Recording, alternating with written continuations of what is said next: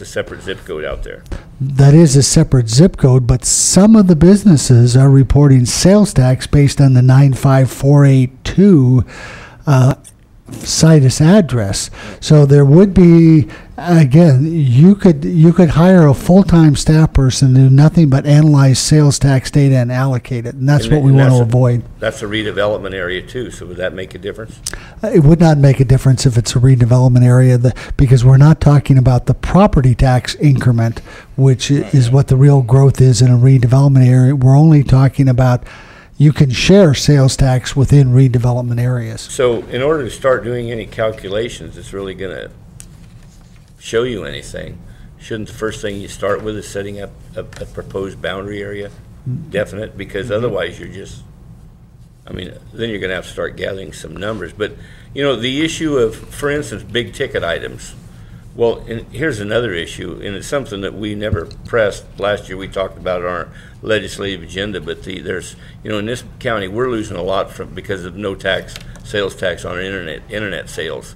They figure that last Christmas season it was like 5 times greater than the previous Christmas season, just in a year's period. So the states, that's something that, and it doesn't seem to be on the radar screen at this time. Well, the state has, it is actually one of the greatest concerns of the state. But it's really hurting rural counties, in my opinion. It's hurting up and down the state. Yeah. So. And to address your question of, did we look at any numbers? We did. We actually looked, and I have not shared some of those numbers with either the city or the county yet, but we did look at 3 zip codes, which included Talmadge, Calpella, and the greater zip code that includes the city of Ukiah. So we did look at all 3 zip codes. Yeah,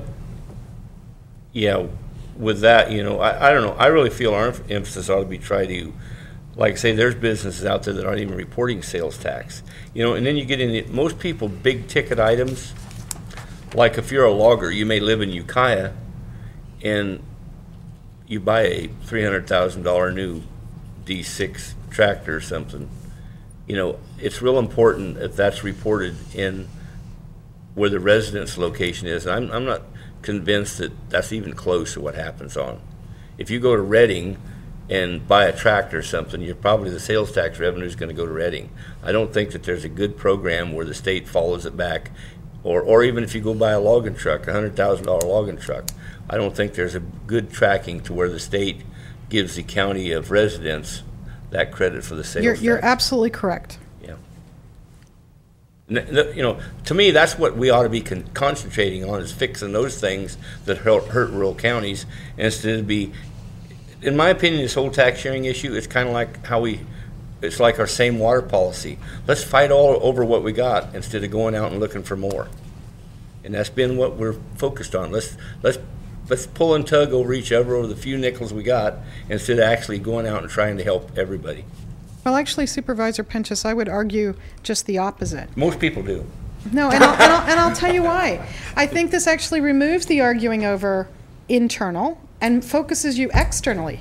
You agree together that is a business that you want to come into the county, and because it fits your land use planning and your long-term, your UVAP vision, your general plans, it fits your economic development plans. You can jointly coordinate on those without worrying who's going to most benefit. And then you can actually work together at economic development. Right now, it seems that in smaller rural counties, and I live in one, we often pit against one another. But my point is, on big ticket, the little things help too with your sales tax.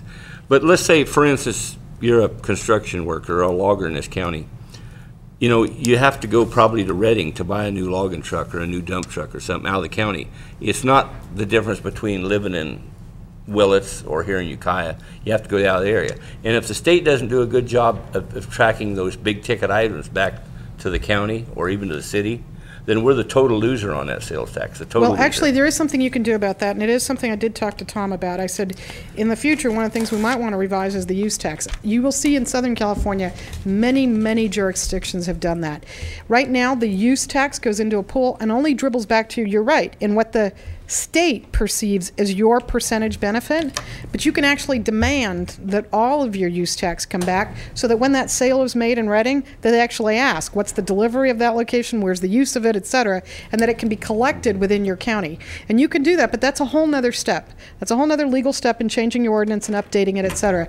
I'm not at all opposed to that. I also think that you should maybe hire part-time employees that go out and do audits and do annual updates and make sure that your business license, just that even if everybody has a business license, even if it's $25 of revenue, that's revenue. There's lots of ways that we can enhance revenue. The question is, you're asking a two-pronged question. At this time, it's not your responsibility to collect the use tax. You can change local ordinance to increase your collections. I can't tell you what amount that would be because I don't know how many logging pieces of equipment get bought. But I just use that as an example. But you know, it's really bigger than that, because not only is the state not tracking that, say if you're a logger here in Compshire or something, they're not tracking that back to Mendocino County. But usually when you call up to order this equipment, the companies say, yeah, I'll deliver it to the Oregon border to you, because that way they eliminate the whole sales tax completely. And then you just send a load back up there and get the equipment, but actually you bought it in Oregon, so there's no sales tax over there, so it's totally limited. You know, that's why maybe it's a good idea if the state knows what they're doing, they can tighten up on a lot of this, because we're you know, people don't care about getting out of paying sales tax if it's 10 or 20 bucks. But when they can say on a $150